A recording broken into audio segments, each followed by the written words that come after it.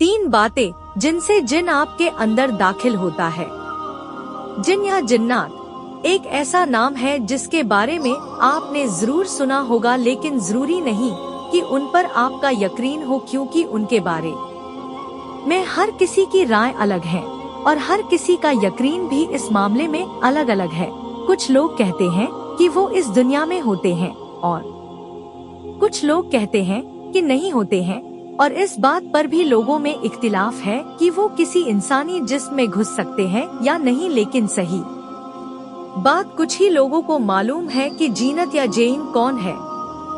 खैर, लोगों की इस मामले में तो राय अलग अलग है, लेकिन जहाँ तक इस्लाम का ताल्लुक है तो वो जिन्न या जिन्नात के वजूद और आसर कोडोट मानता है, और इसकी दलील कुरान में आपको कई जगह मिल जाएगी जहाँ पर इंसानों के साथ जिन्नात का भी जिक्र किया गया है, और हदीस में भी इसका जिक्र मिलता है, जहाँ पर अल्लाह के रसूल हजरत मोहम्मद मुस्तफ़ा सल्लल्लाहु अलैहि वसल्लम एक जिन की वादी पर गुजरे तो उनको इस्लाम की दावत भी दी। इससे पता चला कि जिन्नातों की भी एक दुनिया है और उनमें इंसानों की तरह अच्छे भी होते हैं और बुरे भी होते हैं, और बुरों से नुकसान पहुंचने का खदशा इंसान को हमेशा रहता है।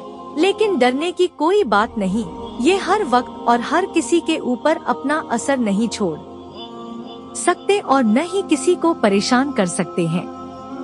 लेकिन कुछ बातें होती हैं जिनकी वजह से एक जिन किसी इंसान के जिस्म में घुसकर उसको परेशान कर सकता है।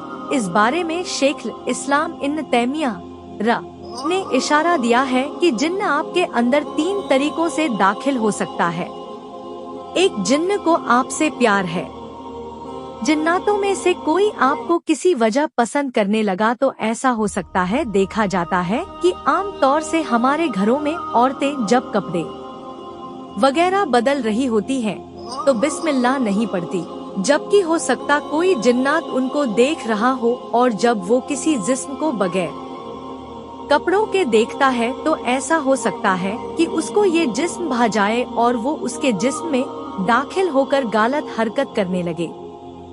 यही वजह है कि इस्लाम ने जिस तरह हर काम के शुरू करने से पहले बिस्मिल्लाह पढ़ने को कहा है और अल्लाह का नाम लेना बताया है, ठीक उसी तरह अपने कपड़े उतारने से पहले बिस्मिल्लाह पढ़ने का हुक्म दिया है, क्योंकि जिस काम से पहले बिस्मिल्लाह पढ़ लिया जाए उसमें बरकत होती है, अल्लाह की मदद शामिल होती है और इंसान नुकसान से बच जाता है और दुश्मन की हसद, जलन और जुल्म, ज्यादती और आने वाली बला और मुसीबत से उसकी हिफाजत की जाती है। 2, जिन्न आपको पसंद नहीं करता। जिन्न बहुत हद तक इंसानों जैसे ही होते हैं।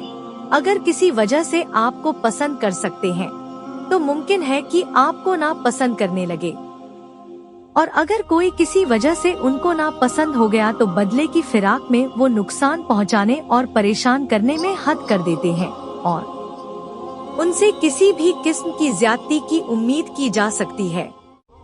3, अनजाने में आपने जिन को नुकसान पहुंचाया।